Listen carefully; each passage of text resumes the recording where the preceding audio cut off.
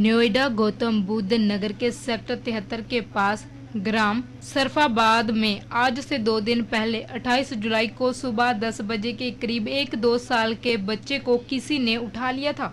अपहरणकर्ता कोई और नहीं, बच्चे का चचेरा भाई ही था, जिसकी सूचना बच्चे के पिता संदीप यादव ने पुलिस को 112 नंबर पर फोन कर दी थी। नोएडा गौतम बुद्ध नगर के सेक्टर 25 थाना की पुलिस ने हरकत में आते हुए 1 घंटे के बाद बच्चे को पार्क से बरामद कर लिया और बच्चे का अपहरण करने वाले 2 लोगों को भी गिरफ्तार कर लिया, जिसमें एक पीयूष यादव जो बच्चे का चचेरा भाई था और एक और साथी था उसका, जबकि एक साथी उनका फरार बताया जा रहा है, जिसकी पुलिस तलाश कर रही है। इस बात का खुलासा आज डीएसपी नोएडा पुलिस द्वारा किया गया।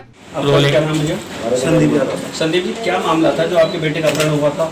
मामला यही था जी, खेल रहा था बच्चा, इसको हमारे परिवार का एक लड़का ले गया और 2 लड़के बाहर गए थे, तो उसको दिया ही, उन्होंने फोन किया, पैसे के लिए किया था।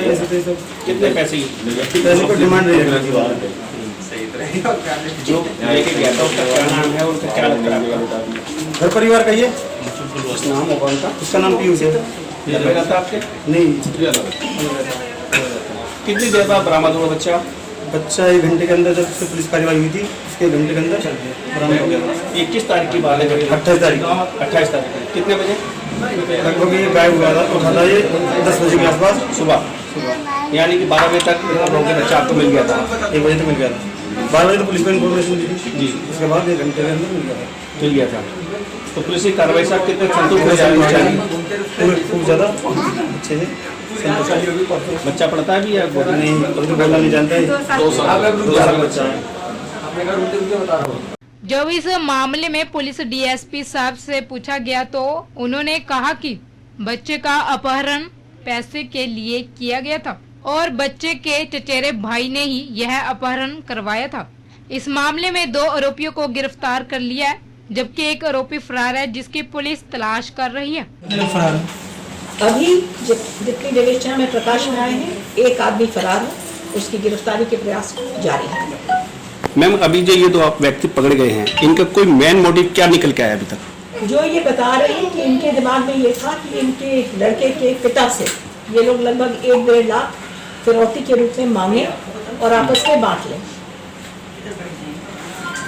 तो क्या इसको कोविड-19 पारिवारिक दुश्मनी की कोई बात सामने नहीं आई, क्योंकि जो मुख्य आरोपी है पीयूष, ये अपहृत का सगा चचेरा भाई है और ये लोग सब साथ ही रहते हैं। जैसे कि दादी का कहना है, वो जब कभी जरूरत पड़ती है तो पीयूष की मदद भी कर देना है, 1-2 हज़ार रुपए देंगे।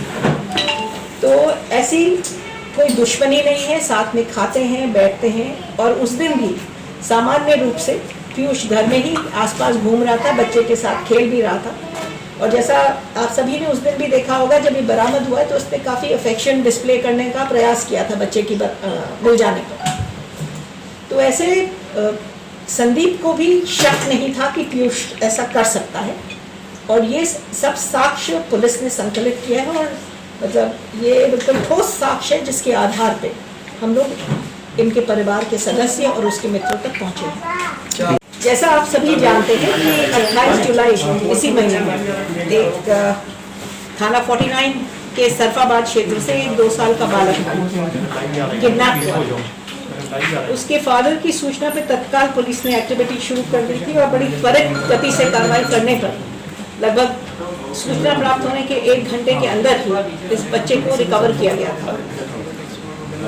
रिकवरी के बाद मुकदमा जो कायम हुआ था, उसमें कार्रवाइयाँ शुरू हुई और हमारे क्राइम ब्रांच की टीम ने भी इसमें योगदान दिया, हमारे स्वॉट टीम प्रभारी ने भी योगदान दिया और समन्वित कार्रवाई करते हुए मोबाइल जो फादर का था उस पर ट्रैकिंग की कार्रवाई शुरू हुई और बहुत तथ्य सामने आए हैं, जिसमें से हम लोग ने 2 लोगों को भी गिरफ्तार कर लिया है। एक की भी गिरफ्तारी शेष है और अन्य भी जो विवेचना में तथ्य आएंगे उस पर आगे भी गिरफ्तारियां होंगी।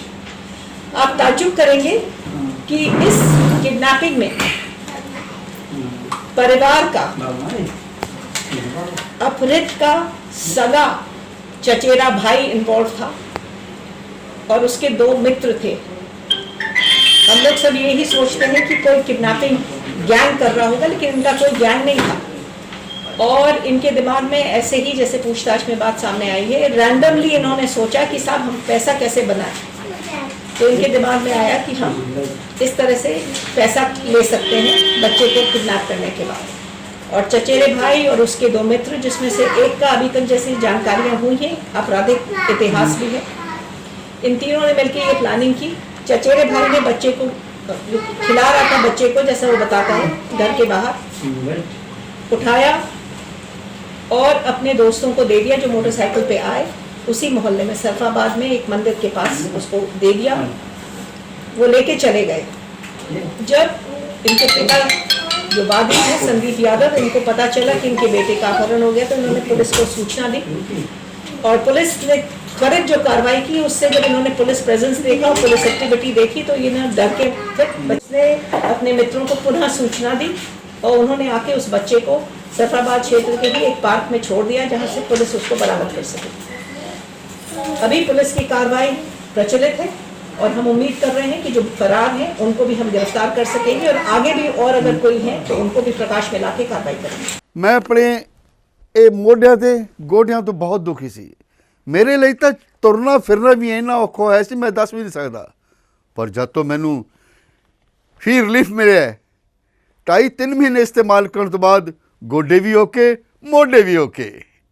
ਜੇ ਤੁਸੀਂ ਵੀ ਕਿਸੇ ਇਸ ਤਰ੍ਹਾਂ ਦੀ ਬਿਮਾਰੀ ਤੋਂ ਪਰੇਸ਼ਾਨ ਹੋ तो बेझिझक होकर इसको इस्तेमाल करो। सिर्फ 2.5-3 महीने ये 125 बीमारियां तक का इलाज कर सकता है।